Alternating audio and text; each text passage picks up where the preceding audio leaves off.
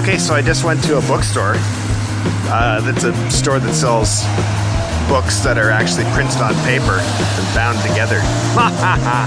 And picked up a book that Chris Carmichael from Snapchat told me to get, which is this book right here. You see that? Yeah, literally. There you go. So it was actually written in 1949 or something like that, and Chris said that it was really important to read it, especially for people who tell stories like me and him. Funny, right? 1949, and it applies to a guy that does Snapchat and a guy that does Vine.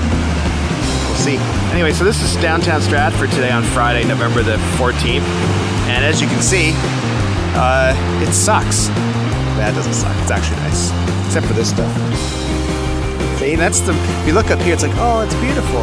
Look at all that lovely snow and Christmas decorations and stuff. And that's lovely. And then, oh wait, there's oil and gas and water and crap and.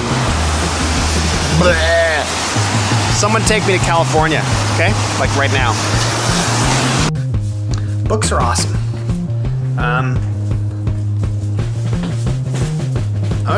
I used to be a really avid reader when I was like a kid, and then I started creating stuff, and it felt like if I wasn't creating stuff, I felt guilty. So like I felt like, well, I'm not going to waste time reading someone else's creation. I want to create my own thing, but which is okay and sometimes. But I mean, there's so much to. This sounds cheesy, but there's so much to learn with books, right? And it's funny with this particular book, this Hero of 1,000 Faces book. I just felt like one of those books where it's like I need to own this book. If I get a book, I'll usually get a Kindle version of it, right? Like some sort of ebook type version of it, so I can read it on my iPad or whatever. But this one just sort of felt like one of those things where it's like I need to feel this. I need to own it for some reason. I don't know why. Also, it's good to support local bookshops. I walked in there and it was like, I want to get this book. And the guy's like, yeah, I know the book you're talking about. And the other guy says, yes, well, I think this is the one you want because this is his most, round work, blah, blah, blah. So if you get a chance this weekend, go into a bookstore. Like, not like a, whatever. If you only have a Chapters or a Barnes & Noble or a, what's the other one called? Borders, all that kind of stuff. If you have like the big bookstores, like go into those ones too, because it's important that they stick around too. But if you have like a downtown or a small bookstore, go into one of those little small bookstores because they're very rare these days, and the people in them usually really like books a lot, and they know a lot about stuff. So it's kind of like having one person who has all of the Amazon.com reviews in their head. It's voiceover time. In a world, one man went to his basement in a little studio with pictures of himself on the wall and recorded voiceovers.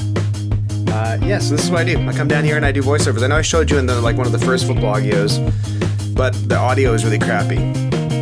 I've had some hot chocolate, a couple of chocolate hobnobs, stomach's gurgling. Hopefully I won't pick that up in the microphone. So I'll do this and then start prepping for the Vine stuff, and should be all good. Yeah. Poor Gregor. We're filming a Vine. Has an impaled lung. He has an impaled lung. He's down there. And I tore apart our junk drawer. Don't tell Shannon. Okay? Do it. You guys can watch this.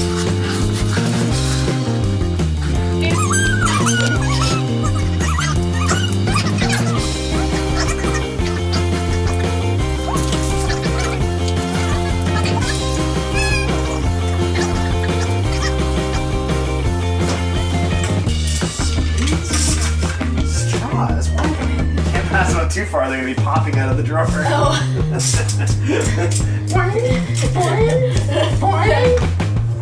Spoon? Stop. shit. Oh, there it is.